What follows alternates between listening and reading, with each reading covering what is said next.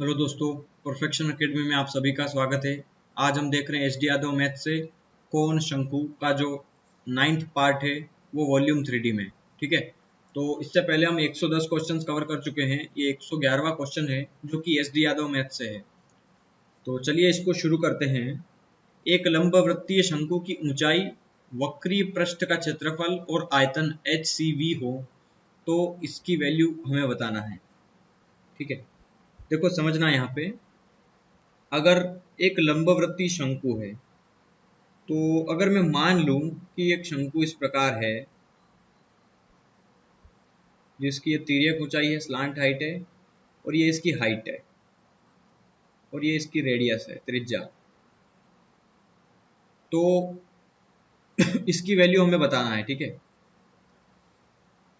तो एक काम करो, मैं मान लेता हूं कि इसकी हाइट जो है वो 1 है। ठीक है, और इसकी रेडियस भी 1 मान लेता हूं मैं, है ना। एज्यूम करा है मैंने, ठीक है, ये मान लिया है कि ये हाइट और त्रिज्या 1 है। तो मेरे को एक बात बताओ, अगर मैंने ये दोनों मान ली तो ये कितनी होगी? ये होगी कर्ण का वर्ग बराबर लंब का वर्ग धन आधार का वर्ग, एक का स्क्वायर प्लस एक का स्क्वायर, टोटल 2, और 2 का स्क्वायर करोगे तो रूट का 2।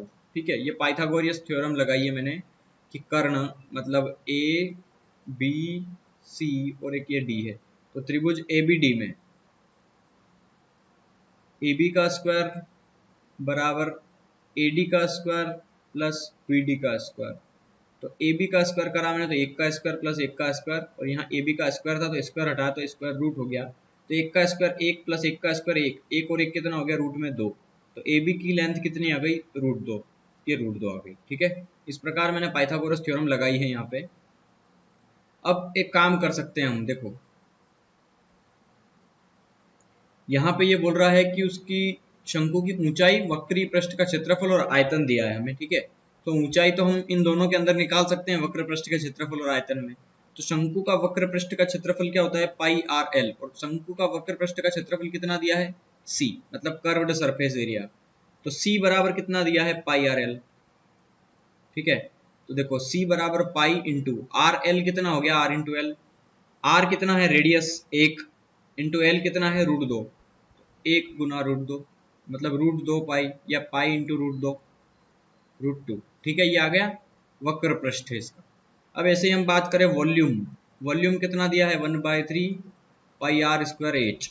ठीक है, तो यहाँ पे हम देखेंगे इसका, तो देखो 1/3 इंटू पाई और आर स्क्वायर, रेडियस कितनी दी है? 1, 1 का स्क्वायर करोगे तो 1 ही आएगा, और हाइट का स्क्वायर करोगे तो भी हाइट ही आएगी, मतलब यही आ गया आपका वॉल्यूम। ठीक है, तो यहाँ पे मैं एक चीज क्लियर करके लिख दूं तो थोड़ा समझ में अच्छा आएगा कि यहाँ पे C मतलब πRL की वैल्यू कितनी दी है। चलो यहाँ पे ऐसे ही लिख दूं, C की वैल्यू कितनी आई? पाई इंटू √2, और वॉल्यूम V की वैल्यू कितनी आ गई? 1/3 पाई। बस, अब ये वैल्यू आप इसमें इक्वेशंस में पुट कर दो, ये जो भी इक्वेशंस है। ठीक है, तो देखो 3 पाई, तो 3 पाई और v मतलब वॉल्यूम कितना दिया है? 1/3 पाई इंटू एच का क्यूब। ठीक है, तो एच हाइट कितनी दी है? यहाँ पे हाइट 1, तो 1 का क्यूब करोगे तो 1 ही आएगा। ओके, फिर माइनस सी का स्क्वायर, सी कितना है? पाई स्क्वायर इंटू √2 का स्क्वायर मतलब 2 आ गया ये। ठीक है, √2 का स्क्वायर करोगे तो 2, लेकिन पाई का स्क्वायर हो गया है।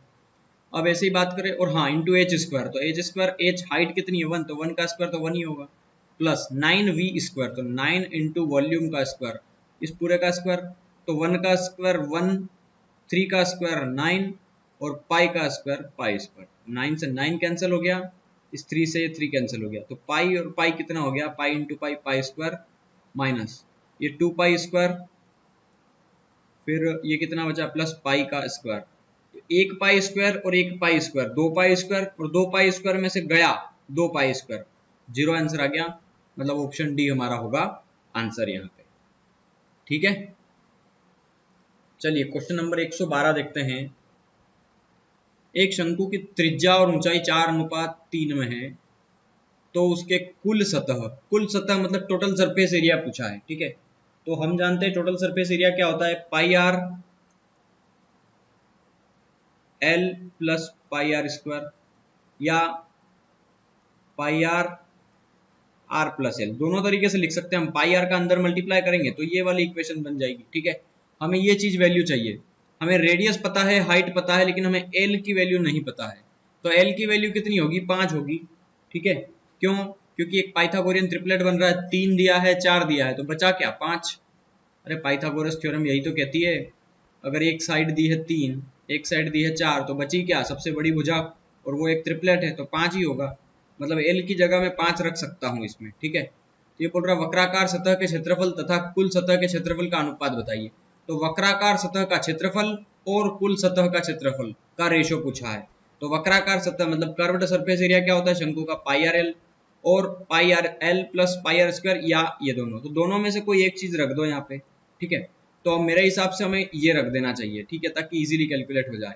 मतलब पाई आर आर प्लस एल, हमें इन दोनों का रेशो चाहिए।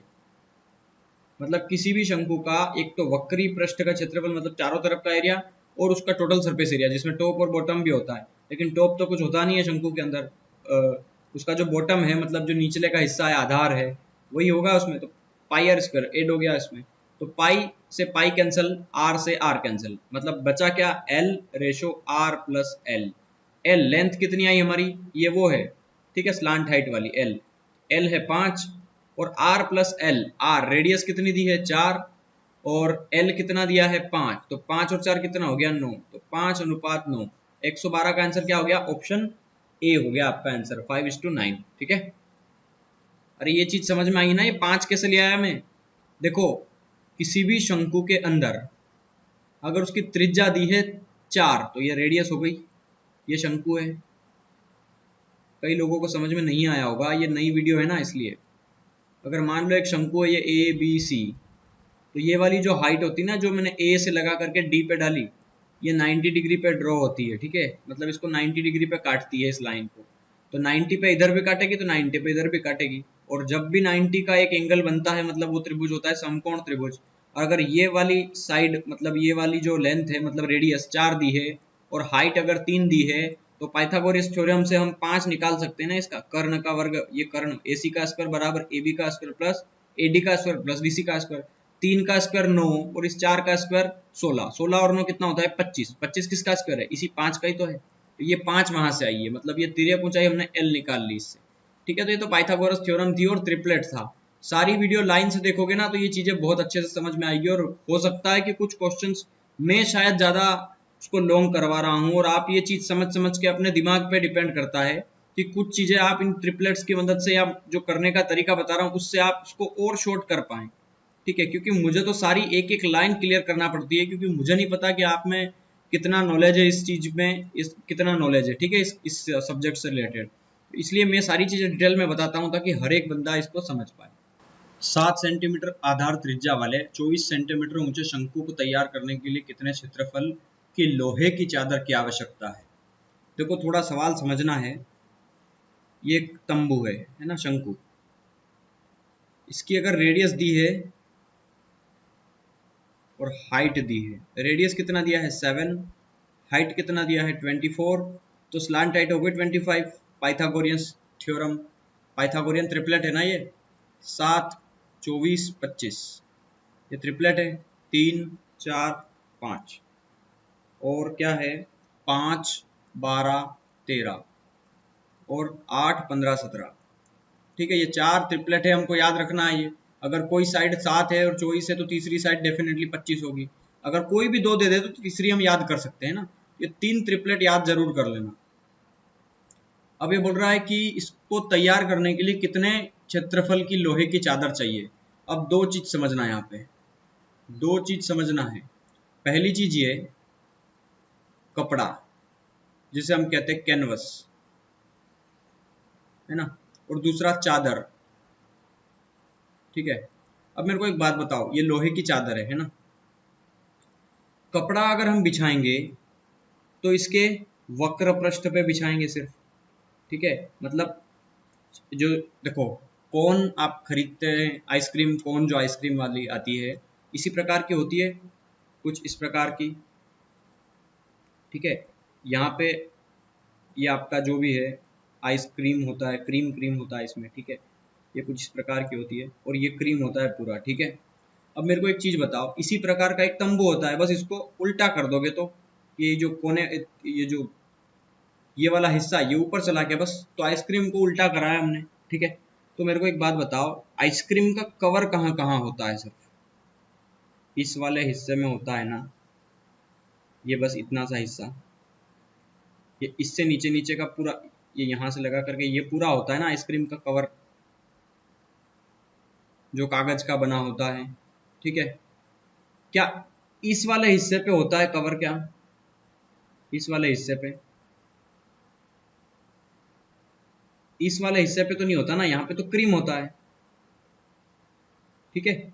मतलब यही कहना चाह रहा हूं मैं कि जो कपड़ा यूज होगा वो सिर्फ उसके वक्र पृष्ठ पे यूज होगा, और जो चादर है वो लोहे की चादर है, तो उससे बेस भी यूज होगा। बस ये चीज ध्यान रखना, जब भी चादर, लोहे की चादर या लोहे का कुछ भी ऐसा यूज करता है वो, तो हमें उसका संपूर्ण पृष्ठ देखना पड़ेगा, ठीक है। और अगर कपड़ा बिछा रहा है वो, तो कपड़ा तो उसके, उसको चारों दीवारों पे ही ढकेगा ना, कपड़े से तो बस बाउंड्री बनाएंगे उसकी, ठीक है।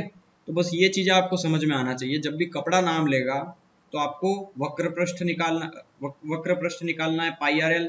और चादर बोल देगा, लोहे की चादर बिछाने के लिए कितना एरिया लगेगा उसको तैयार करने के लिए, तो उसका हमें पाई आर आर प्लस एल मतलब टोटल सरफेस एरिया निकालना है। यहाँ पे लोहे की चादर बोला है मतलब पाई आर आर प्लस एल निकालना है। और पाई हम जानते हैं 22/7 है, इंटू रेडियस, रेडियस कितनी है 7 है, इंटू ब्रैकेट में आर प्लस एल, रेडियस कितनी है 7 प्लस स्लांट हाइट कितनी है 25। बस 7 से 7 कैंसिल हो गया, 22 इंटू 25 और 7 कितना हो गया 32। बस इसका मल्टीप्लाई करना है, 22 दूना 44 की 4 बचा। देखो 4 यहाँ भी है और यहाँ भी है, ऑप्शन ए और ऑप्शन डी दोनों हो सकते हैं, ठीक है। यहाँ पे अब देखो 22 दूना 44 की 4, 22 या 66 और 4 कितना हो गया 70। ऑप्शन ए हो गया आपका आंसर। यहाँ एक शंकु की ऊंचाई 30 सेंटीमीटर है, एक छोटा शंकु तल के समांतर शीर्ष पर काटा जाता है। एक छोटा शंकु तल के समांतर शीर्ष पे काटा जाता है, यदि इसका आयतन दिए हुए शंकु के आयतन का 1/27 हो तो तल से कितनी ऊंचाई पर खंड किया जाएगा? देखो बहुत ही गजब का क्वेश्चन है ये, थोड़ा समझना होगा वरना प्रॉब्लम हो जाएगी। देखो एक शंकु है, ये इसकी हाइट है और ये इसका रेडियस है, ठीक है। और हाइट दी है हमें, ठीक है, हाइट 30, ये 30 सेंटीमीटर ऊंचा है और ये भी, ठीक है। अब ये बोल रहा है एक छोटा शंकु तल के समांतर शीर्ष पे काटा जाता है, ये तल है इसका, बेस मतलब, तो बेस वाली जो लाइंस है वो कैसी है, व्यास है इसका, तो इस व्यास के समांतर बोल रहा है, यहाँ से इसी के समांतर, तो इसी के समांतर एक लाइन खींच दी यहाँ पे, मतलब एक छोटा शंकु बन गया। देखो ये नेमिंग अगर कर दें हम तो ए बी सी, अगर बड़ा त्रिभुज बन रहा है यहाँ पे, तो छोटा त्रिभुज एक बनेगा ए बी सी हो गया, तो ये डी ई मान लो। तो बड़ा त्रिभुज है एबीसी, छोटा त्रिभुज हो गया एडीई, और त्रिभुज नहीं एक्चुअली ये एक शंकु है, छोटा शंकु, तो बड़ा शंकु एक छोटा शंकु, ठीक है। तो एक छोटा शंकु काट दिया हमने।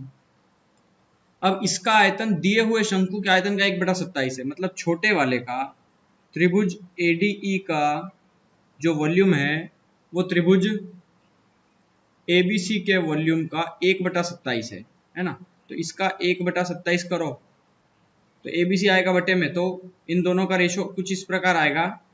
देखो मैं सीधा रेशो ही लिख दूं कि जो एडीई जो है वो उसका वॉल्यूम इस पूरे वॉल्यूम का एक, देखो 1/27 का मतलब क्या होता है कि अगर टोटल वॉल्यूम 27 है बड़े वाले का, तो छोटे वाले का 1 है, ठीक है। तो छोटे वाले का कितना आ गया 1, क्योंकि 27 का 1/27 निकालो कितना हो गया, एक ही तो हुआ, तो छोटे वाले का कितना हो गया 1। ये इनका वॉल्यूम का रेशो है, ठीक है। अब दूसरा तरीका क्या है देखो हम इस सवाल को, चलो मैं आपको दो तरीके से समझाऊंगा, ठीक है। जिनको जैसे समझ में आएगा हमें ऐसे उनको समझाऊंगा, डायग्राम सेम बनेगा, ठीक है, दोनों केस के लिए।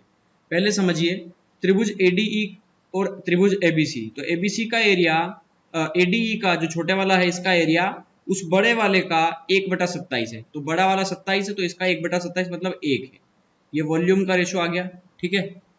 तो अगर उसकी बड़े वाले की हाइट दी है 30, तो अगर रेशो की बात करूं मैं, तो वॉल्यूम का रेशो है अगर 1:27, तो हाइट का रेशो और रेडियस का रेशो क्या होगा, हाइट का रेशो और रेडियस का रेशो क्या होगा। चलो पहले एक काम करो, इस तरीके को बाद में करेंगे, पहले दूसरे तरीके से इस सवाल को समझ लो, ठीक है। उसके बाद ये चीज आपको कंसेप्ट दिमाग में उतरेगा। पहले मान लो दोनों वॉल्यूम का रेशो दिया है हमें, पहला वॉल्यूम और दूसरा वॉल्यूम, ठीक है। तो पहला वॉल्यूम और दूसरा वॉल्यूम, तो पहला वॉल्यूम कितना दिया है मुझे, जो छोटा वाला है वो 1, और बड़ा वाला कितना है 27, ठीक है।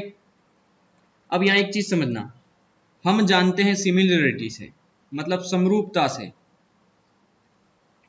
सिमिलरिटी क्या कहती है, देखो ये ज्योमेट्री का कंसेप्ट है एक्चुअली, ये मैंने अभी यहाँ पे नहीं बताया है आपको, ठीक है। और बताना भी सही नहीं है क्योंकि यहाँ पे ज्योमेट्री नहीं पढ़ रहे हम। ज्योमेट्री के अंदर देखो पूरा मेंसुरेशन भी आपको क्लियर नहीं होगा जब तक आप ज्योमेट्री भी नहीं सीखोगे। तो ज्योमेट्री अगर आपने सीख ली तो मेंसुरेशन भी कंप्लीट हो जाएगा और ज्योमेट्री भी कंप्लीट हो जाएगी, ठीक है। दोनों एक दूसरे से पूरे रिलेटिव होते हैं। तो यहाँ पे अगर वॉल्यूम है v1 अपॉन v2, तो हाइट का रेशो और रेडियस का रेशो सेम होता है। v1 अपॉन v2 जो वॉल्यूम का रेशो होगा वो उसकी हाइट, एक हाइट छोटी एक हाइट बड़ी, है ना। बड़ा वॉल्यूम है तो बड़ी हाइट, छोटा वॉल्यूम है तो छोटी हाइट, तो उनके क्यूब के बराबर होता है। जो वॉल्यूम होता है वो रेडियस के क्यूब के बराबर होता है, ये सिमिलरिटी कहती है, ठीक है। तो यहाँ पे रेडियस हमें नहीं दी है तो रेडियस को हमें देखना ही नहीं है, हाइट दी है तो बस ये वाला कंसेप्ट लगेगा, ठीक है। वॉल्यूम का रेशो कितना दिया है 1/27, ठीक है। तो हाइट का क्यूब कितना है, छोटी वाली हाइट का क्यूब और बड़ी वाली हाइट का क्यूब। तो देखो पहले ऑलरेडी इसका क्यूब है ना पूरा, तो इधर से मैं क्यूब हटा दूं तो इधर आएगा तो क्या होगा, ये क्यूब रूट लग जाएगा यहाँ पे, ठीक है। तो हाइट का रेशो क्या निकल के आएगा, छोटी हाइट बड़ी हाइट, 1 का क्यूब रूट होता है 1 और 27 का क्यूब रूट होगा 3, क्योंकि 3 का क्यूब होता है 27, है ना। तो हाइट का रेशो क्या आ गया 1:3, ठीक है। अब इसी में दोनों तरीके एक साथ बता देता हूं, ठीक है। तो अगर वॉल्यूम का रेशो है 1:27 तो हाइट का रेशो क्या आएगा 1:3, क्योंकि इसका क्यूब हो गया वॉल्यूम हाइट का, ठीक है। अब ये बताओ मेरे को कि एक शंकु की ऊंचाई 30 है, मतलब टोटल हाइट 30 है ना, तो इस बड़े वाले की हाइट दी एक्चुअली वो 30, तो मतलब 3 की वैल्यू दी है 30, ठीक है। तो ये बोल रहा है तो तल से कितनी ऊंचाई पर खंड किया गया, ये तल है, ये वाला तल इसका, तो इस तल से कितने ऊंचाई पर ये खंड किया गया, यहां से काटा गया इसको, ये यहां से यहां तक की ये वाली हाइट पूछ रहा है बस, ये वाली, ठीक है। तो मेरे को एक बात बताओ टोटल कितना है 3 है, अगर त्रिभुज ADE1 आ गया 3 में से, मतलब ये इतना सा 1 दिया है हाइट, तो ये कितनी बची 2, 2 और 1 तभी तो होगी 3, मतलब हमें 2 की वैल्यू चाहिए। तो 3 30 के बराबर है तो 1 किसके बराबर होगा 10 के, तो 2 किसके बराबर होगा 20 के। ये आ गया आपका आंसर। समझ में आया होगा आई थिंक सबको ये क्या कंसेप्ट है। यही कंसेप्ट यहाँ पे भी है कि बड़ी वाली हाइट कितनी दी है, हमारे हिसाब से 3 आई है और किताब में दी है 30, तो 3 30 के बराबर, तो 3 एकम 3, 3 एकम 3, 1 10 की वैल्यू होगी, 3 30 की वैल्यू तो 1 10 की वैल्यू होगी। और हमें चाहिए तल से कितनी ऊंचाई पे काटा गया उसको, तो तल से 2 मीटर की ऊंचाई पे काटा गया है, मतलब एक ऊंचा ऊपर का काट दिया, तो 3 में से 1 काट दिया तो बचा कितना 2, तो 2 की वैल्यू तो 20 ही होगी ना। ये हो गया आपका आंसर 20, ठीक है। चलिए क्वेश्चन नंबर 115 देखते हैं। 6 सेंटीमीटर व्यास वाले एक ठोस लोहे के गोले को पिघला करके, गोले को पिघलाया है ध्यान रखना, एक खोखली बेलनाकार नली बनाई जाती है, मतलब बेलन बनाया गया है। तो गोले का रिलेशन बेलन से बताया है, पड़शंकु रहे हैं, ठीक है। तो थोड़ा समझना इसको क्या कहना चाह रहा है ये। एक गोला है, इसको पिघला करके क्या बना दिया, एक बेलन बना दिया, ये बेलन है। अब देखना इस गोले का हमें व्यास दिया है 6 सेंटीमीटर, तो त्रिज्या कितनी दी है 3। अब ये जो बेलन बनाया हमने तो वो भी खोखला है, ध्यान रखना जो भी फार्मूले लगेंगे वो इसमें नहीं लगेंगे, क्योंकि खोखले बेलन के फार्मूले होते नहीं है, बनाने पड़ते हैं, ठीक है, ये चीज समझना। जितने भी फार्मूले हैं ना, pi R square H, 2 pi R H, ये सब ठोस बेलन के फार्मूले होते हैं, खोखले बेलन में मत लगा देना। तो देखना, जिसका बाहरी व्यास कितना दिया है 10 सेंटीमीटर का, एक खोखली बेलनाकार नली बनाई गई है इससे। देखो कैसे बनाई गई है, मैं इसको समझाता हूँ। एक नली बनाई गई है ऐसे, थोड़ा बड़ा बनाऊंगा तो सबको समझ में भी आएगा, दिखेगा भी, ठीक है। कुछ लोग मोबाइल में देखते हैं तो छोटी स्क्रीन हो जाती है ना, और छोटी तो दिखेगा नहीं। ये एक नली है कुछ इस प्रकार की, है ना। और एक खोखली बेलनाकार नली बनाई गई है जिसका बाहरी व्यास दिया है। तो जब भी बाहरी और आंतरिक व्यास दे दे, इसका मतलब उसकी कुछ ना कुछ तो मोटाई होगी होगी।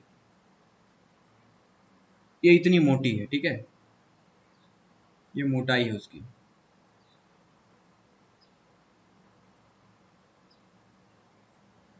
ये दोनों साइड से मोटी है इतनी।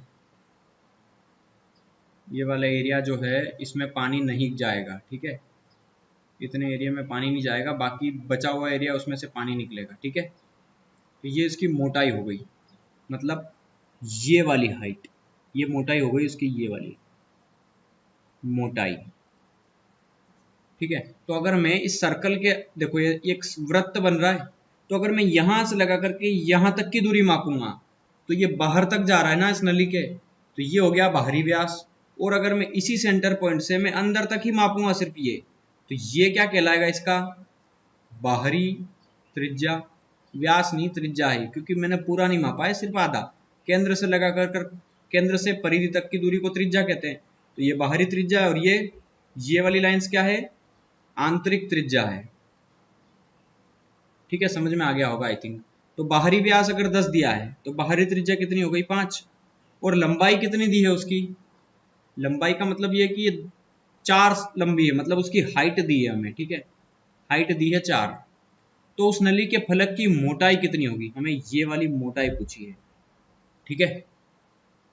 तो देखो, एक ठोस लोहा है, तो लोहे को पिघला करके हमने क्या बनाया है, एक बेलन बनाया है, ठीक है। तो देखो, अगर मैं बात करूंगा एक लोहे को, तो लोहे का आयतन क्या होता है, 4/3 पाई आर क्यूब, है ना। तो आर कितना है, 3 का क्यूब कितना हो गया, 27। इसको पिघला करके मैंने एक नली बनाई है, और वो भी खोखली, तो उसका आयतन और इसका आयतन बराबर होगा, क्योंकि लोहा मान लो 5 किलो का था, तो उसको मैंने गलाया, पिघलाया, जो भी करा, पिघलाने के बाद फिर से कोई नई चीज बनाई तो लोहा थोड़ी कम हो जाएगा। दूध थोड़ी ना है जिसको हम ज्यादा गर्म करेंगे तो कम हो जाएगा वो, ठीक है, मलाई बन जाएगी उसकी। ये तो लोहा है ना, लोहा पिघलने के बाद भी लोहा ही बचेगा, है ना, बस थोड़ा उसका शेप बदल जाएगा। ओके, तो देखो आयतन तो बराबर होगा, ये चीज पता चल गई। तो गोले का आयतन बराबर रख दो किसके, बेलन के आयतन के। लेकिन यहाँ पे समझना है कि बेलन का आयतन जो है पाई आर स्क्वायर एच होता है, तो आप उसमें ये वैल्यूज मत रख देना, रेडियस रख के आप सोल्व कर दो, आंसर शायद ऑप्शन में दिया भी होगा और गलत हो जाएगा, क्योंकि यहाँ पे 2 त्रिज्याएं आ गई, अब एक बाहरी एक आंतरिक, ठीक है। और पूछा क्या है, इस नली की मोटाई पूछी है ये वाली। तो देखो, पूरे बाहर वाले एरिया में से मैं अगर अंदर अंदर वाला एरिया घटा दूंगा तो ये वाला एरिया नहीं आ जाएगा। मतलब देखो, ये पूरा निकाल लूं मैं, पूरा टोटल, और इसमें से मैं ये अंदर अंदर का इतना सा घटा दूंगा तो ये वाला हिस्सा नहीं आ जाएगा, ये वाला, यही तो है, ये बाहरी है और ये आंतरिक है। तो इस बाहरी में से आंतरिक घटा दूंगा तो ये बीच वाला हिस्सा आ जाएगा ना, यही करना है। ये टोटल है गोले का आयतन, गोले का आयतन बराबर पाई आर स्क्वायर, आर मतलब बड़ी त्रिज्या, बड़ी मतलब बाहरी त्रिज्या, तो 5 है ना, तो 5 का स्क्वायर हो गया 25, माइनस छोटी त्रिज्या नहीं पता तो आर मान लो, तो पाई आर स्क्वायर एच है ना, तो इसका स्क्वायर तो कर दिया 5 का, तो इसका स्क्वायर नहीं पता, इंटू हाइट 4 दी है, बस इसको रिलेट कर लो। 4 से 4 कट गया, 3 से कटेगा 9 बार, और पाई से पाई कैंसिल, यहाँ बचा 9। और देखो ये 9 को इधर भेज दो, और 4 पाई स्क्वायर को, आर स्क्वायर को इधर ले आओ, तो आर स्क्वायर इधर आएगा तो प्लस का हो गया, बराबर 25 में से 9 गया तो बचा 16। 16 किसका स्क्वायर होता है, 4 का, स्क्वायर से स्क्वायर हट गया तो रेडियस कितनी आ गई, 4, ठीक है। रेडियस कितनी आ जाएगी यहाँ पे, 4 आ गई आपकी यहाँ पे, कौन सी, इनर रेडियस, ठीक है। तो अगर कोई एक गोला था जो ये वाला, ठीक है, इसकी यहाँ से लगा करके केंद्र से लगा, ये देखो दो गोले थे ना, एक छोटा एक बाहर, एक बाहर एक अंदर। ये बाहरी त्रिज्या कितनी थी 5 और ये अंदर की त्रिज्या कितनी थी 4। तो मेरे को एक बात बताओ ये कितना होगा 1, क्योंकि 4 ये और 1 ये तभी तो 5 होगा। तो ये मोटाई कितनी आ गई इसकी 1 सेंटीमीटर। ठीक है, काफी समय लगा बहुत सरल से क्वेश्चंस को आपको समझाने में, ताकि एक एक चीज आपको क्लियर हो जाए। ठीक है, चलिए क्वेश्चन नंबर 116 देखते हैं। 13.5 सेंटीमीटर व्यास वाला एक अर्धगोलीय प्याला में पानी भरा है। एक आधा गोला है, ठीक है, उसमें पानी भरा हुआ है, 13.5 सेंटीमीटर व्यास है जिसका, तो त्रिज्या इसकी आधी हो जाएगी। और 9 सेंटीमीटर व्यास वाली एक समलंब वृत्ताकार बेलनाकार, हाँ मतलब बेलन, खाली गिलास में उड़ेला गया है इसको। तो उस गिलास में पानी की गहराई कितनी होगी। देखो मेरे को एक बात बताओ, एक आधा गोला है, ठीक है, आधे गोले अर्धगोली प्याले में पानी भरा है। आधा गोला एक ऐसा एक कटोरा है, ठीक है, इस तरीके से आप समझ लो, ये इस तरीके से है, ये एक सेमी सर्कल है, इसके अंदर यहाँ पे कुछ पानी भरा था। ये इसको हमने उठाया और एक 9 सेंटीमीटर इसका हमें हाँ व्यास दिया है, तो रेडियस निकाल लें हम। रेडियस कितनी होगी इस व्यास की आधी, तो पूरा सोल्व मत करो, रेडियस को ऐसे ही रहने दो। ठीक है, अब इसको हमने क्या करा, इसको उठा करके एक इतने व्यास वाले एक समलंब वृत्ताकार बेलनाकार खाली गिलास में उड़ेल दिया, मतलब बेलन में डाल दिया, सीधी सी बात है, बेलन में एक बेलनाकार ग्लास है, इसी प्रकार का होता है ग्लास। ठीक है, तो इसमें ये पानी डाल दिया, तो ये पानी कितना भर गया यहाँ तक का। ठीक है, ये यहाँ तक पानी भर गया है। ये जो कटोरे का पानी था अर्धगोले का, ये पानी हमने इसमें डाल दिया, तो ये पानी इतना भर गया। और इसका हमें रेडियस दिया है, क्योंकि नीचे से भी वृत्ताकार है ये, ठीक है, ये वाला।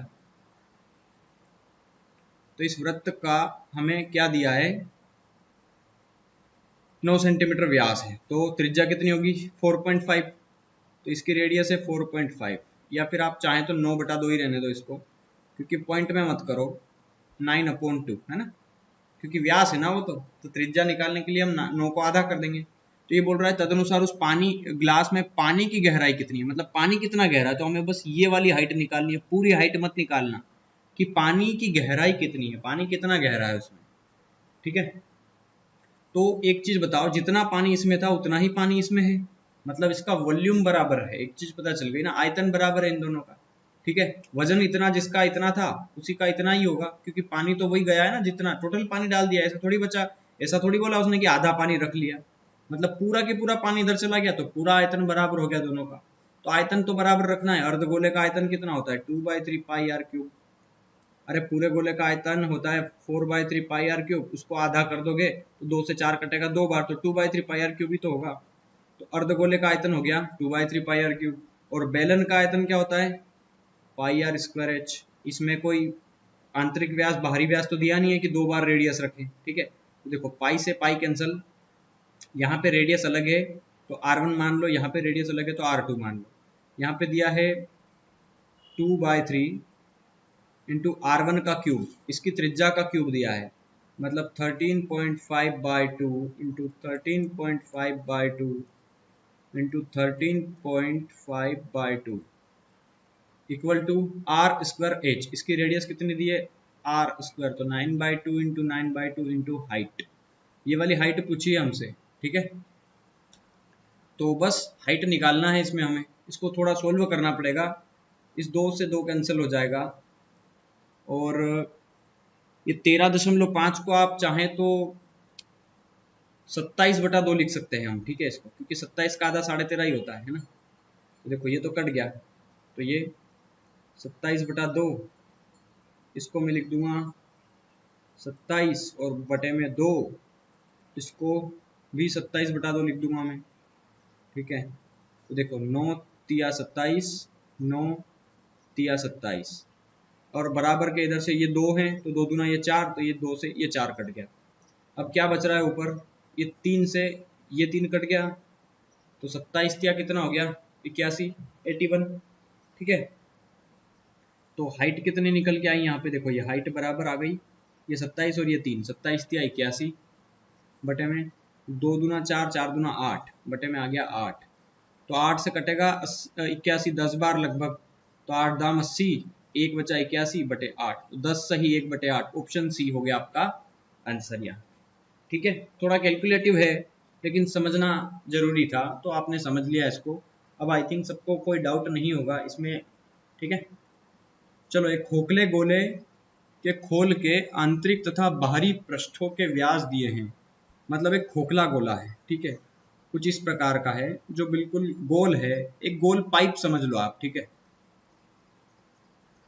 इस प्रकार का, और यहां से सेंटर से इसके आंतरिक और बाहरी, ये आंतरिक 6 और बाहरी 10, ये इसकी त्रिज्या व्यास दिया है, सॉरी। ठीक है, तो हम सीधा त्रिज्या ही लिखते हैं, व्यास से कोई लेना देना नहीं हमको।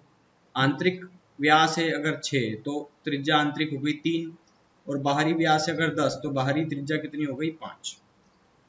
यदि इस खोल को पिघला करके 8/3 सेंटीमीटर वाला एक ठोस बेलन बनाया जाए, लंबाई वाला, ठीक है, तो उस बेलन का व्यास कितना होगा?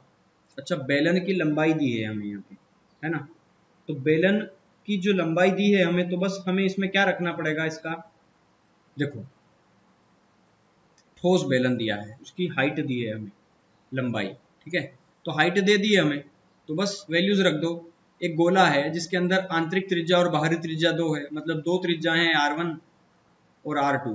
ठीक है, तो 2 त्रिज्याओं का डिफरेंस लिया होगा डेफिनेटली कहीं ना कहीं, और उस बेलन का व्यास पूछा है। तो बस सिंपल क्वेश्चन है, देखो समझना।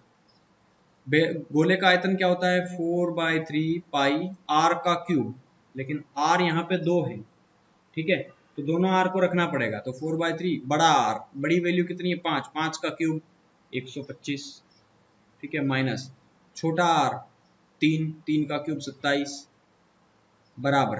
अब हमें उससे क्या बनाना है? एक बेलन बनाना है, तो बेलन का आयतन पाई आर स्क्वायर, रेडियस दी क्या? नहीं दी है, इंटू हाइट, हाइट दी है ना 8/3, बस सोल्व कर लो।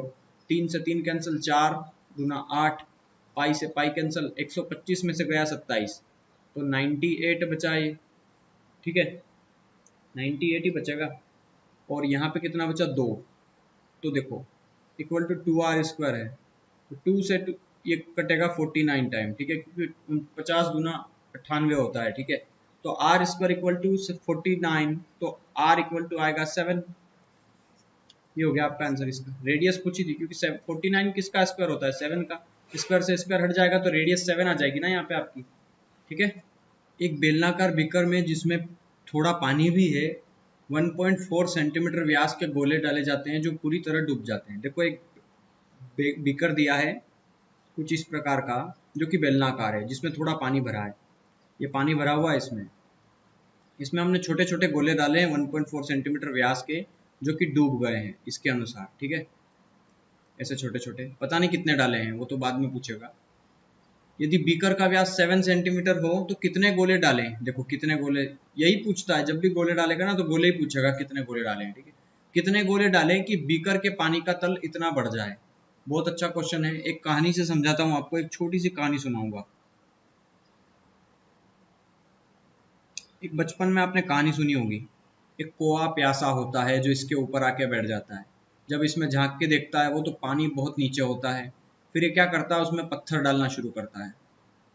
वो कौवा इतने पत्थर डालता है, इतने पत्थर डालता है कि पानी ऊपर आता जाता है, आता जाता है, और वो पानी बहुत ऊपर आ जाता है, वो पी लेता है, ठीक है, मतलब उस घड़े में से, उस मटके में से जब उसने पानी पिया, तो उसने पहले क्या किया, उसने पत्थर डाले, तो पत्थर डालता गया, डालता गया, डालता गया, डालता गया, पानी ऊपर आता गया, आता गया, आता गया। इसका मतलब ये है कि पत्थर इज इक्वल टू पानी का ऊपर आना, मतलब पत्थर का डालना, पानी का ऊपर आना। ये चीज समझ में आ गई ना? यही क्लियर कंसेप्ट है बस, कि जैसे ही हमने पत्थर उसके अंदर डाले, उतना ही, जितने पत्थर डालेंगे उतना पानी आएगा, सीधी सी बात है। अब कैसे समझना, अगर मान लो मैंने एक बड़ा पत्थर फेंक दिया इसमें, इतना बड़ा, और पानी यहाँ तक भरा था, तो पहले तो इतना बड़ा पत्थर है तो इसको इतनी जगह चाहिए पानी में आने के लिए, और ये जो इतनी जगह का जब पत्थर उसमें अंदर आ गया अगर, तो इतनी जगह का वो पानी कहाँ जाएगा? वो पानी तो फूट के बाहर नहीं निकलेगा ना, वो पानी ऊपर ही आएगा, तो कहीं ना कहीं पानी अब यहाँ तक भर जाएगा। तो कारण क्या हुआ कि जो पत्थर आया उसका आयतन उस पानी के आयतन को उतना ही ऊपर खसका देगा, मतलब पानी का आयतन जो है वो उस पत्थर के आयतन के बराबर होगा। ऐसा ही इसमें क्या बोल रहा है कि एक बेलनाकार बीकर है जिसमें थोड़ा सा पानी भरा हुआ है। जैसे ही हमने इसमें छोटे छोटे से गोले डाले और गोले का व्यास दिया है तो उसकी रेडियस कितनी होगी 1.4/2। गोले के बारे में दिया है कि गोले की रेडियस हमने दे दी है 1.4/2। अरे ये व्यास है, ध्यान रखना। तो व्यास की आधी होती है त्रिज्या, तो 1.4 की आधी त्रिज्या हो गई, तो गोले की त्रिज्या इतनी दी है, तो इतनी त्रिज्या के गोले डाले गए और जो कि पूरी तरह से डूब गए, अंदर चले गए।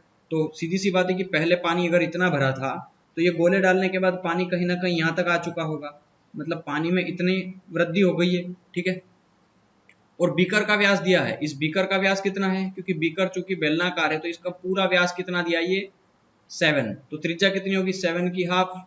तो इसकी रेडियस कितनी दी है 7 की आधी 3.5। ठीक है, और इसमें ऐसे कितने गोले डालें, देखो कितने गोले डालें कि बीकर के पानी का तल 5.6 सेंटीमीटर बढ़ जाए। तो कितने गोले डालेंगे हम, तो देखना समझना। मान लिया जाए हमने x गोले डाले और इससे इसका लेवल कितना बढ़ गया 5.8, मतलब पानी का लेवल कितना बढ़ गया 5.8, हाइट बढ़ गई 5.6, सॉरी 5.8 नहीं 5.6। तो रीजन क्या था हाइट बढ़ने का, उसमें गोले का डालना। तो बस दोनों का वॉल्यूम इक्वेट कर दो, गोले का आयतन बराबर होगा उस पानी के ऊपर उठने के आयतन के। ठीक है, तो पानी कितना बढ़ा, तो पानी किसके अंदर है, पहले तो ये देखो आप, बेलन के अंदर है। तो बेलन का आयतन क्या होता है pi into r square H, r, इस बेलन का रेडियस कितना दिया है आर स्क्वायर, तो 7/2 इंटू 7/2, तो pi R square into H, height कितनी दी है 5.6 यही दी है। ठीक है, अब देखना इसको इक्वेट कर दो गोले के आयतन के साथ कि कितने गोले हमने डाले वो चीज। ठीक है, तो देखो एक गोले का आयतन क्या होता है 4/3 पाई आर का क्यूब, गोले की त्रिज्या दी है देखो यहाँ 1.4/2, तो ये 3 बार कर दो क्योंकि रेडियस की पावर 3 है। ठीक है, बस अब इसको इक्वेट कर लो, इसके अलावा कुछ भी नहीं करना है इसमें। ठीक है, देखो ये पॉइंट हटेगा तो यहाँ पे 10 लग जाएगा, ये पॉइंट हटेगा तो यहाँ पे 10 लग जाएगा, ये पॉइंट हटेगा तो 10 लगेगा, पॉइंट हटेगा तो 10 लगेगा। अब इसको सिंपली कैलकुलेट कर लो, इस जीरो से ये जीरो कैंसिल, 7 से काट दो इसको, 7 2 जा 7, जैसे 2 जा है ना। अब देखो 7 से काट दो, 7 8 जा 56, 7 2 जा 14। ठीक है, तो 2 दूना 4, 4 दूना 8, इस 8 से ये 8 कैंसिल। अब इधर नीचे देखना, नीचे देखोगे यहाँ पे 4 है ना, तो 4 से कटेगा ये 5 बार, 4 5 जा 20। अब देखना 2 दूना कितना हो गया ये 4, इस 4 से 4 पंजे 20, ये 5 बार कट गया।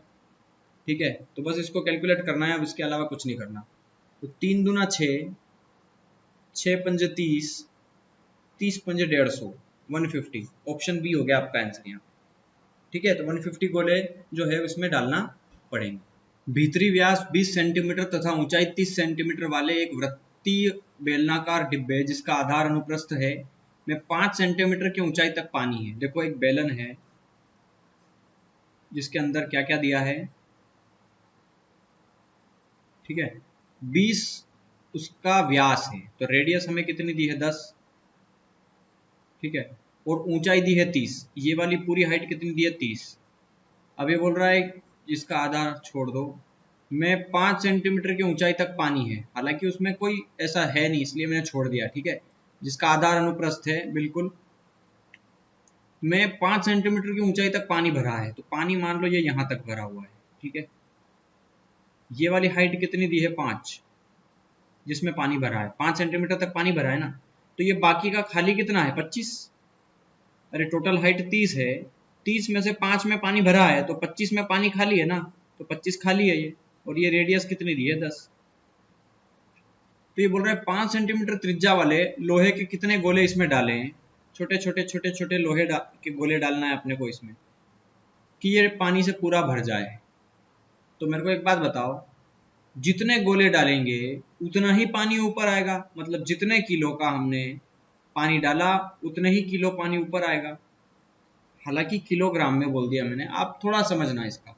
कि आयतन तो वजन तो उतना ही होगा ना, ठीक है, जितना गोला लोहे का अंदर जाएगा पानी उतना ही ऊपर कर देगा, ठीक है, वॉल्यूम बराबर हो गया। बहुत सारे क्वेश्चंस कर लिए यार, ये चीजें अब देख के समझ में आ जाना चाहिए। तो बस वॉल्यूम इक्वेट कर दो इन दोनों का।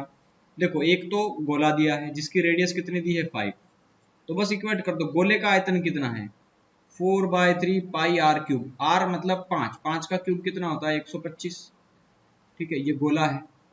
तो गोले का आयतन बराबर है किसके, बेलन के आयतन के। बेलन का आयतन क्या होता है पाई आर स्क्वायर एच, तो pi into r square h, यही बोल रहे हैं ना, भीतरी व्यास 20 है। हाँ, अब बहुत सारे लोग कंफ्यूज हो रहे होंगे कि ये तो भीतरी व्यास है, आंतरिक व्यास अलग चीज होगी। देखो समझना, थोड़ा सा कंसेप्ट समझना। अगर मान लो ये पानी का ग्लास है, ठीक है,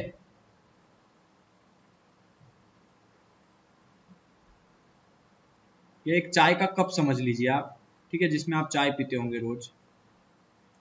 इतना तो कुछ वो बना होगा, जिस भी चीज से बना हो, ठीक है, प्लास्टिक का हो तो प्लास्टिक से बना होगा, किसी मेटल का हो तो मेटल से बना हो सकता है, कोई भी एक ऐसी, ठीक है, कप की तरह जो है।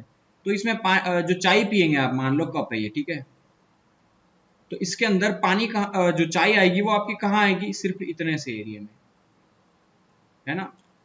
या फिर चाय आप यहाँ भी भरते हो, इस वाले हिस्से में कि चाय आती है क्या आपके, अरे ये तो मेटल का बना हुआ है ना, यहाँ थोड़ी चाय आएगी इसके एरिया में, चाय तो सिर्फ इतने से में रहेगी ना, अंदर अंदर अंदर। मैं यही कहना चाह रहा हूँ कि हर सवाल में बाहरी व्यास आंतरिक व्यास दिया हो तो कंफ्यूज करके दो त्रिज्याएं मत लगा देना। मैंने बोला है जरूर, लेकिन थोड़ा सा समझना है, अपने दिमाग से अपने विवेक से कार्य करना है, ठीक है। यहाँ पे पानी, क्योंकि पत्थर भी हम अगर डालेंगे तो इसके यहाँ पे तो नहीं डालेंगे ना, क्योंकि यहाँ तो स्पेस ही नहीं है, पानी का पत्थर यहीं जाएंगे, तो पानी भी, वाटर लेवल भी यहीं पे बढ़ेगा ना धीरे धीरे, पानी का लेवल भी। ये चीज समझ में आ रही है ना। तो हमें उस बाहरी त्रिज्या से, बाहरी व्यास से कोई लेना देना नहीं है। पत्थर अंदर जा रहा है, अंदर ही फर्क पड़ रहा है, बाहर से कोई लेना देना ही नहीं है। तो बस यही चीज हमें यहाँ समझना है, ठीक है, कि पाई आर स्क्वायर एच, तो अब यहाँ दो आर मत लगा देना, बस मेरा कहने का मतलब ये था, ठीक है, दो त्रिज्याएं मत लगा देना। तो आर स्क्वायर, इसकी रेडियस कितनी दी है, ये देखो 10, तो 10 का स्क्वायर कितना हो गया 100, इंटू हाइट, हाइट कितना है इसकी टोटल, तो हाइट कितनी है। अब हाइट में बहुत सारे लोग कंफ्यूज हो गए, 5 लिखें या 25 लिखें या टोटल 30 दी है तो 30 लिखें। बहुत सारे लोग कंफ्यूज हो रहे होंगे। यहाँ पे 3 हाइट आ चुकी है। अब देखो कहाँ पे 3 हाइट है, कैसी 3 हाइट है मैं बताता हूँ। ये टोटल हाइट तो दी है 30, ये दी है 25 जो कि खाली है, और ये भरा हुआ है कितना 5, ये 5, तो ये 3 हाइट आ गई। अब जिसका कंसेप्ट अच्छा हो गया होगा ना अभी तक देख देख के, वो तो गेस कर लिया होगा उसने कि क्या हाइट आएगी। मेरे को बताओ क्वेश्चन में क्या पूछा है कि उसमें कितने गोले और डाले कि जिससे पूरा डब्बा पानी से भर जाए। ये पूरा डिब्बा पानी से भरना है, तो पूरा डिब्बा पानी से भरना है, तो 5 तो ऑलरेडी भरा हुआ है ना, अब इसको क्या भरोगे और बताओ।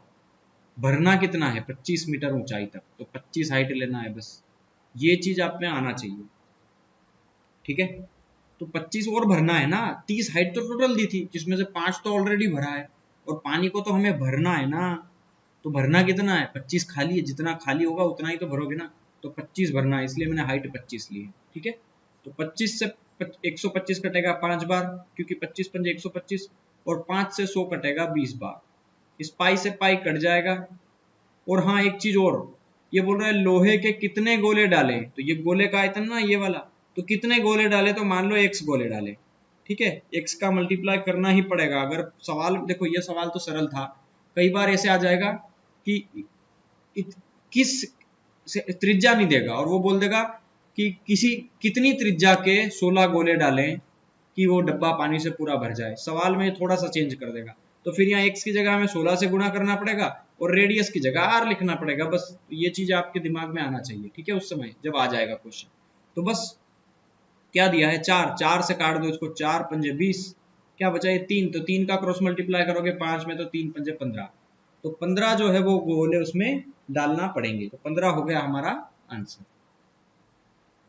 एक गोलक का व्यास 6 सेंटीमीटर है, गोले का व्यास दिया है, तो गोले की त्रिज्या कितनी हो गई 3, ठीक है। इसे पिघला करके 0.1 सेंटीमीटर, देखो ये भी सेंटीमीटर में, ये भी सेंटीमीटर में, तो नो मेंशन, ठीक है, का एक तार बनाया गया है। अब बहुत सारे लोग समझ में नहीं आ रहा होगा ये तार है तो फार्मूला किसका लगाएंगे, ठीक है, तार बोल दिया ना आपकी, एक तार बनाया गया तो तार की लंबाई क्या होगी। बड़ा जबरदस्त क्वेश्चन है, अच्छा क्वेश्चन है, थोड़ा सा समझना। देखो एक बात बताओ मेरे को, एक गोला है, गोले को पिघला करके हमने क्या बनाया, एक गोला है उसको पिघला करके हमने तार में ढाल दिया है, तार है ना। तार का मीनिंग ये होता है, तार कैसा ऐसा होता है ना, एक तार, प्लेन तार है, ठीक है। तो एक्चुअली तार की कुछ तो मोटाई होती है ना, यहां से लगा करके ये यहां से कुछ ऐसा, और जो आखिरी जो यहाँ पे ये कट लगेगा यहाँ पे, ये वाला हिस्सा, ये आप देखेंगे तो कैसा है, ये बेलनाकार है, यहाँ से बिल्कुल सीधा स्ट्रेट है। तो स्ट्रेट जैसे मैं ऐसे मान लूँ ये तार है एक, ठीक है, यहाँ से ये हिस्सा ऐसा है, ठीक है। तो डेफिनेटली ये क्या है, एक सर्कल है, सर्कल ही बन रहा होगा, एक तार का नमूना आपने देखा होगा घर में, आपके भी होगा, ठीक है। तो ये एक बेलन बनता है, तो जब भी तार बना है कोई चीज, इसका मतलब वो बेलन बन चुका है, ये चीज आपके दिमाग में आ जाना चाहिए। डायग्राम देखते ही तार कैसा होता है, बेलनाकार होता है, फट से, ठीक है। एक पानी का बीकर लिया तो बीकर कैसा होता है, बेलनाकार होता है, दिमाग में आ जाना चाहिए ये चीजें, ठीक है। मतलब हर चीज के लिए सिर्फ कंसेप्ट आना जरूरी नहीं है, प्रैक्टिकली नॉलेज भी चाहिए कि तार होता कैसा है ना। कैनवस क्या होता है, कई बार ये है कि हमें पता ही नहीं होता, मीनिंग ही नहीं पता होता, भले ही सवाल हमें करना आता है। किसी एक सर्कस का एक तंबू है जिसपे हमें कैनवस बिछाना है, अब लोगों को कैनवस ही नहीं पता कैनवस होता क्या है, तो वो फिर कहाँ फिट करेगा उसको, पाई आर एल लगाएगा या pi R R plus L लगाएगा, कई लोग समझ ही नहीं पाएंगे इस चीज को। तो पहले इन चीजों का भी ज्ञान होना चाहिए, और ये इन चीजों का ज्ञान कब आएगा, जब हम बहुत ज्यादा प्रैक्टिस करेंगे। तो प्रैक्टिस बहुत ज्यादा करेंगे तो बहुत सारे क्वेश्चन हमारे टच में आएंगे, और बहुत सारे क्वेश्चन टच में आएंगे तो बहुत सारे ऐसे वर्ड भी टच में आएंगे जिनको हमने आज तक नहीं सुना होगा, ठीक है। तो यहाँ से आपको ये चीजें समझ में आने लगेगी। अब ये बोल रहा है गोले का व्यास दिया है 6 सेंटीमीटर, 0.1 सेंटीमीटर व्यास के एक तार में डाल दिया गया, मतलब एक बेलन बना दिया गया, तार मतलब होता है बेलन, ठीक है। तो बेलन की रेडियस हमें दी है 0.1/2, ये व्यास है इसका 0.1, तो उसकी आधी त्रिज्या, ये बेलन की त्रिज्या है, ये गोले की त्रिज्या है, और उसी गोले को पिघला करके, उसी गोले को पिघला करके एक क्या बना दिया, बेलन बना दिया। तो आयतन, वजन, वो तो बराबर रहेगा ना, वेट, तो अगर वेट बराबर है, वजन बराबर है, तो वॉल्यूम बराबर, सीधा, ठीक है। वॉल्यूम बराबर रख दो, गोले का आयतन होता है 4/3 पाई आर क्यूब, आर कितना है 3, 3 का क्यूब 27, ठीक है, बराबर बेलन का आयतन, बेलन का आयतन होता है pi R square H, R R R square, R कितना दिया है 0.1, 0.1/2 इंटू 0.1/2 इंटू एच, हाइट नहीं दी, और हाइट ही तो पूछी है कि तार लंबा कितना है, ये यहां से लगा करके ये कितना लंबा है, ये यही तो हाइट होती है, तो हाइट पूछी है, निकाल दो, पाई से पाई कैंसिल। अब ये कैलकुलेट करना बच्चों का काम है, ठीक है, पॉइंट से हटाओ जीरो लगाओ, पॉइंट हटाओ जीरो लगाओ, बस। अब आप ये चीज कर सकते हो यार, 3 से कटेगा ये 9 बार, 20 में 20 का मल्टीप्लाई 400, तो 400 गुना 9 चौक 36, ये 36 बराबर ये हाइट आ गई, ये सेंटीमीटर में आएगी, ठीक है। सवाल डिपेंड करता है मीटर में दिया है या सेंटीमीटर में दिया है, ठीक है। तो 36 चौक 144, और ये डबल जीरो, तो 14,400 सेंटीमीटर। अगर सवाल सेंटीमीटर में दिया हो तो सेंटीमीटर में आंसर है, या फिर अगर मीटर में दिया हो तो 144 मीटर आंसर है। ये दोनों में से जो भी आंसर दिया हो, सेंटीमीटर में ये आंसर, मीटर में ये आंसर, क्योंकि सेंटीमीटर को मीटर में बदलने के लिए मैं 100 से डिवाइड करूंगा, और 100 से डिवाइड करूंगा तो ये 2 जीरो हट जाएंगे, तो 144 ही बचेगा ना। चलिए क्वेश्चन नंबर 121, एक समलंबी वृत्ताकार बेलन, मतलब एक बेलन और एक गोले के वक्रीय तल के क्षेत्रफल परस्पर बराबर है। वक्रीय तल के क्षेत्रफल मतलब कर्व्ड सरफेस एरिया या लेटरल सरफेस एरिया बराबर है। तो सबसे पहले इन दोनों के लेटरल सरफेस एरिया बराबर कर दो। बेलन का वक्र पृष्ठ का क्षेत्रफल क्या होता है 2πr/h, और गोले का क्या होता है 4πr², ठीक है। तो देखिए r से r कैंसिल, पाई से पाई कैंसिल, 2 से ये 2 बार गया 4, ठीक है। तो यहाँ पे हाइट और ये रेडियस आ गया बटे में, तो हाइट अपॉन रेडियस, यहाँ पे दिया था 2 और यहाँ पे कुछ नहीं बचा तो मान लो 1, तो 1 चला जाएगा बटे में, तो हाइट और रेडियस का रेशियो कितना आ गया 2:1 में, ठीक है। ये बोल रहा है यदि बेलन और गोले की त्रिज्याएं भी एक समान हो, मतलब त्रिज्याएं भी एक समान हो, ठीक है, तो उनके आयतन क्या होंगे। तो बस रेडियस मैंने एक समान माने थे तभी तो मैंने इसको काट दिया, ठीक है। अगर अलग अलग होता तो मैं इसको R1 मानता, इसको R2 मानता, ठीक है, और कट गया तो बराबर ही थे तो कट गए, मतलब रेशियो यही आ गया। तो उनके आयतन का अनुपात पूछा है, तो बस अब इनके आयतन के फार्मूले रख दो यार, ठीक है। तो देखो पहले बेलन का आयतन, बेलन का आयतन क्या होता है, पाई आर स्क्वायर एच, और गोले का आयतन 4/3 पाई आर क्यूब, ठीक है। रेडियस सेम है दोनों की, तो रेडियस यहाँ पे एक का स्क्वायर करोगे तो एक आएगा, उसको हटा दो, यहाँ पे एक का क्यूब करोगे तो एक आएगा, हटा दो, कोई मतलब ही नहीं है उसका, ठीक है। पाई से पाई कैंसल, तो इस 3 का मल्टीप्लाई यहाँ कर दोगे तो 3h/4, और h की जगह कितना रखोगे 2, कि h की जगह 2 दिया है, तो 3×2 = 6/4। ऑप्शंस में नहीं दिख रहा है तो काट दो इसको, 2×3 = 6, 2×4, 3:2 दिख रहा है ना, तो लगा दो, ठीक है। तो 3:2 हो गया हमारा यहाँ पे आंसर। तो चलिए आज इतना ही, ठीक है।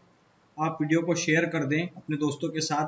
अगली वीडियो में हम क्वेश्चन नंबर 121 से देखेंगे, ठीक है। 121 से काफ़ी क्वेश्चन है, लगभग इसमें भी 180 के आसपास कुछ क्वेश्चन है, तो मैं एक एक क्वेश्चन करवाऊंगा, डोंट वरी, एक भी क्वेश्चन नहीं छोड़ूंगा, ठीक है।